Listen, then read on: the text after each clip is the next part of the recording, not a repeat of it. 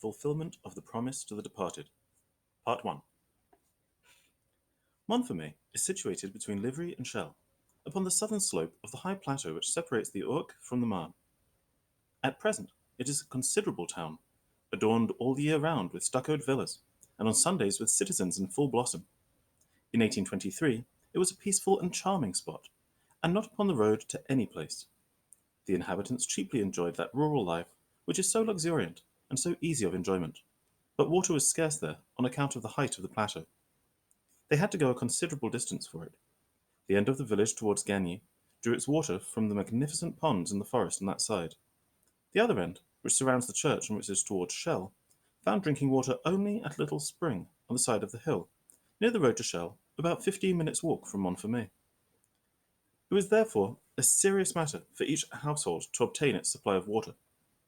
The great houses, the aristocracy, the Thénardier tavern included, paid a penny bucketful to an old man who made it his business, and whose income from the Montfermeil waterworks was about 8 sous per day. But this man worked only till 7 o'clock in summer and 5 in the winter, and when night had come on, and the first floor shutters were closed, whoever had no drinking water went after it or went without it. This was the terror of the poor being whom the reader has not perhaps forgotten, little Cosette. It will be remembered that Cosette was useful to the Thénardiers in two ways. They got pay from the mother and work from the child. Thus, when the mother ceased entirely to pay, we have seen why in the preceding chapters, the Thénardiers kept Cosette. She served them as servant. In that capacity, she ran for water when it was wanted, so the child, always horrified at the idea of going to the spring at night, took good care that water should never be wanted at the house. Christmas, in the year 1823, was particularly brilliant at Montfermeil. The early part of the winter had been mild. So far there had been neither frost nor snow. Some jugglers from Paris had obtained permission from the mayor to set up their stalls in the main street of the village, and a company of pedlars had, under the same license, put up their booths in the square before the church, and even in the lane Boulanger, upon which, as the reader perhaps remembers, the Thénardier chop-house was situated. This filled up the taverns and pot-houses, and gave to this little quiet place a noisy and joyous appearance. On that Christmas evening, several men, waggoners and pedlars, were seated at table and drinking around 4 or 5 candles in the low hall of the Thénardier tavern. This room resembled all bar-rooms.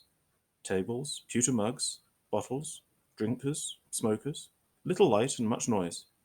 Thénardier, the wife, was looking to the supper, which was cooking before a bright blazing fire.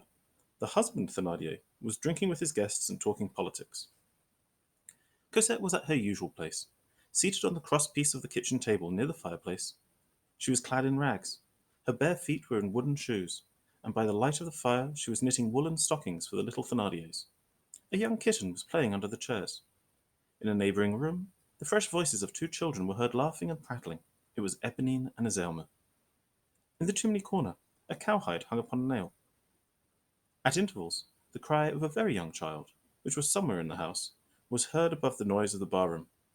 This was a little boy which the woman had had some winters before. "I don't know why," she said. "It was the cold weather," and which was a little more than 3 years old. The mother had nursed him, but did not love him. When the hungry clamour of the brat became too much to hear, "Your boy is squalling," said Thénardier. "Why don't you go and see what he wants?" "Bah," answered the mother, "I am sick of him." And the poor little fellow continued to cry in the darkness. Part 2.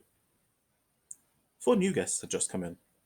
Cosette was musing sadly, for, though she was only 8 years old, she had already suffered so much that she mused with the mournful air of an old woman. She had a black eye from a blow of the Thénardier's fist, which made the Thénardiers say from time to time, "How ugly she is with her patch on her eye." Cosette was then thinking that it was evening, late in the evening, that the bowls and pitchers in the rooms of the travellers who had arrived must be filled immediately, and that there was no more water in the cistern. All at once, one of the pedlars, who lodged in the tavern, came in and said in a harsh voice, "You have not watered my horse." "Yes, we have, sure," said the Thénardiers. "I tell you no, ma'am," replied the pedlar. Cosette came out from under the table. "Oh, yes, monsieur," said she. "The horse did drink. He drank in the bucketful, and 'twas me that carried it to him, and I talked to him."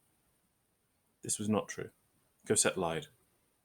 Here is a girl as big as my fist who can tell a lie as big as a house, exclaimed the peddler. I'll tell you that he has not had any water, little wench. He has a way of blowing when he's not had any water. I know that well enough. Cosette persisted, and added in a voice stifled with anguish, and which could hardly be heard, "But he did drink a good deal." Come, continued the peddler in a passion. that is enough. Give my horse some water, and say no more about it. Cosette went back under the table. "Well, of course, that is right," said the Thénardier. "If the beast has not had any water, she must have some." Then looking about her, "Well, what has become of that girl?" She stooped down and discovered Cosette crouched at the other end of the table, almost under the feet of the drinkers. "Aren't you coming?" cried the Thénardier.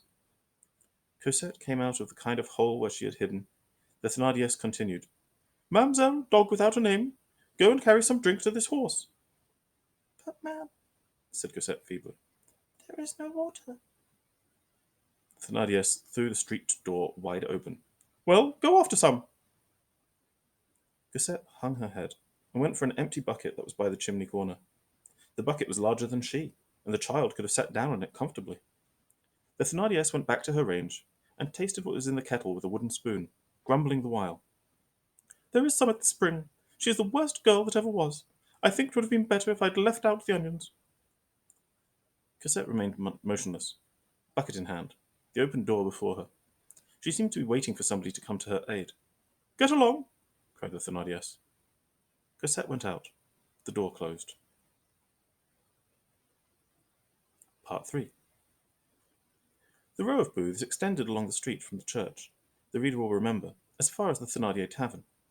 These booths, on account of the approaching passage of the citizens on their way to midnight mass, were all illuminated with candles, burning in paper lanterns, which, as the schoolmaster of Montfermeil, who was at that moment seated in one of the Thénardier's tables, said, produced a magical effect. In retaliation, not a star was to be seen in the sky. The last of these stalls, set up exactly opposite Thénardier's door, was a toy shop, all glittering with trinkets, glass beads, and things magnificent in tin. In the first rank and in front, the merchant had placed, upon a bed of white napkins, a great doll nearly 2 feet high, dressed in a robe of pink crape, with golden wheat ears on its head, and which had real hair and enamel eyes. The whole day, this marvel had been displayed to the bewilderment of the passers under 10 years of age. But there had not been found in Montfermeil a mother rich enough or prodigal enough to give it to her child. Éponine and Azelma had passed hours in contemplating it, and Cosette herself, furtively it is true, had dared to look at it.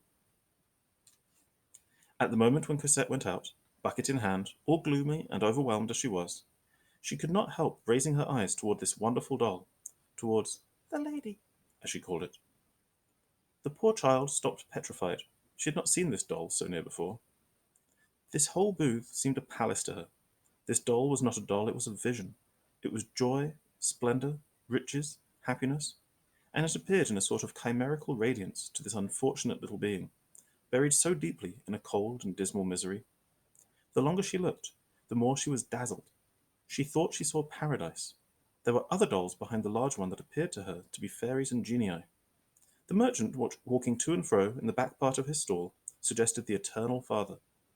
In this adoration she forgot everything, even the errand on which she had been sent. Suddenly, the harsh voice of the Thénardier called her back to the reality. "How, Jade? Haven't you gone yet? Hold on, I'm coming for you. I'd like to know what she's doing there, little monster. Be off!" The Thénardier had glanced into the street, and perceived Cosette in ecstasy. Cosette fled with her bucket, running as fast as she could.